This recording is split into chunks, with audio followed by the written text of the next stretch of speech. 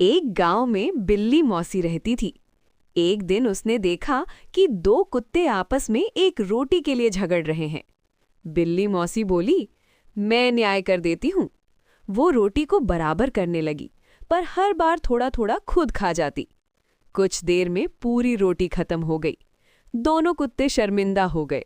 बिल्ली मौसी मुस्कुराई और बोली, झगड़े का यही नतीजा होता है। सीख, आपसी लड़ाई में फायदा हमेशा तीसरे का होता है। घने जंगल में एक वृद्ध ऋषि अपने आश्रम में रहते थे। उनके पास एक युवा शिष्य था जो बहुत जल्दी सब कुछ सीखना चाहता था। एक दिन शिष्य ने पूछा, गुरुजी, सफलता का सबसे छोटा रास्ता क्या है? ऋषि मुस्कुराए और बोले, धैर्य। उन्होंने शिष्य को एक बीज दिया और कहा, इसे रोज पानी देना। कुछ दिनों बाद शिष्य बोला, बीज अभी तक उगा नहीं।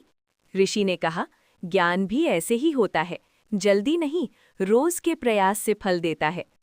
सीख, सच्ची सफलता धैर्य और अभ्यास से मिलती। एक रंगीन से कार्टून गांव में बिल्ली मौसी खुशी खुशी घूम रही थी।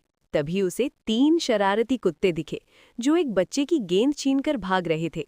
बिल्ली मौसी ने चालाकी से म्याऊं की आवाज निकाली और पेड़ पर चढ़ गई।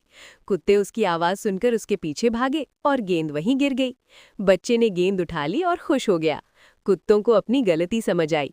फिर बिल्ली मौसी और कुत्ते दोस्त बन गए और सब मिलकर खेलने लगे। एक घने जंगल में एक नन्ही सी बिल्ली मौसी रहती थी। एक दिन वो रास्ता भटक गई और सामने आ गया जंगल का राजा, शेर। बिल्ली मौसी डर गई, लेकिन उसने हिम्मत नहीं हारी। उसने प्यार से कहा, महाराज, मैं छोटी हूँ, मुझे जाने दीजिए। शेर उसकी समझदारी और हिम्मत से खुश हो गया। उसने मुस्कुराकर कहा, हिम्मत और समझ आकार से बड़ी होती है। शेर ने बिल्ली मौसी को सुरक्षित रास्ता दिखाया। सीख, दया और बुद्धि से